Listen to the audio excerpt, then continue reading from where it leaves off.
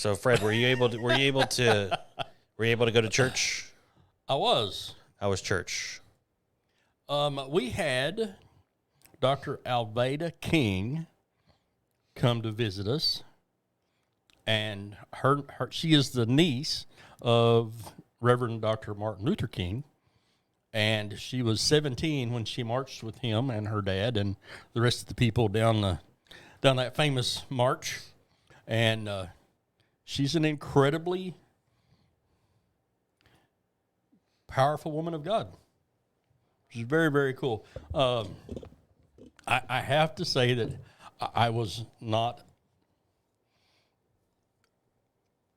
a skeptic, number one. Of? Because... No, of? I didn't know how old she was when all this was happening. How did she know what and this and that and all that? And did she really have anything to say, or was she just riding on his coattails? Mm-hmm. And I have to say that I was wrong. She is a woman of God. She writes songs. She sings songs. She's an author. She was appointed someplace in President Trump's cabinet for some position. I don't know what.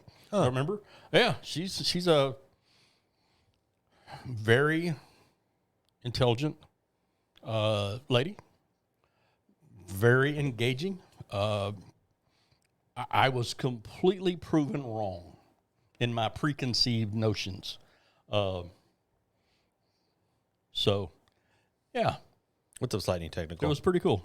I didn't stay for the second service, but evidently at the end of the second service, there were several people who came and received Jesus and rededicated their lives, and it was quite a move of God. Awesome. I left early and missed it. So you said that she was there in Selma?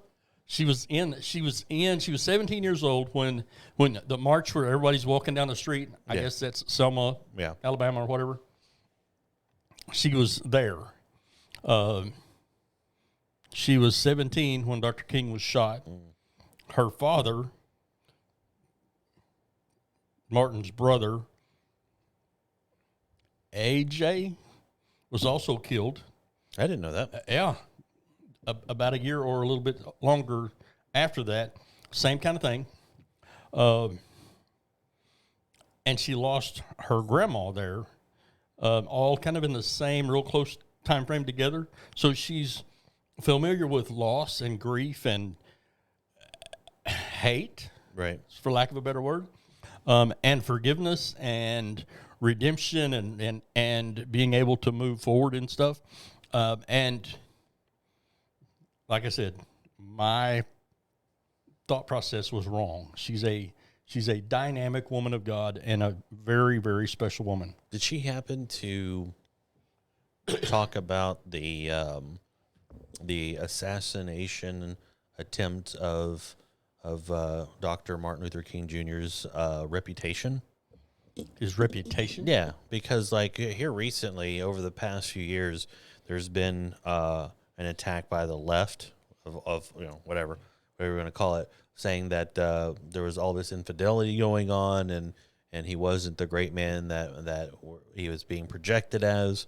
There's definitely, as of recent, a second assassination attempt on the man's, but his legacy. She did not say anything about that. Okay, because I just didn't know, because there has been some people out there, mainly on the left, stating that he wasn't as great of a man because there was infidelity and all this sort of stuff. Like, how do they even know that's true? That was like 30, 40 years ago, unless there's kids to... He was killed in 1968. Oh, so even further away than that. But, you'd have to have DNA tests and all that other stuff to prove it. But I think it's just hearsay. I mean, if it's true, to me, if it's true, then that sucks. But also, like, why in 2020 or 19 when they brought up why is what does it have to do with anything? Yeah. So yeah.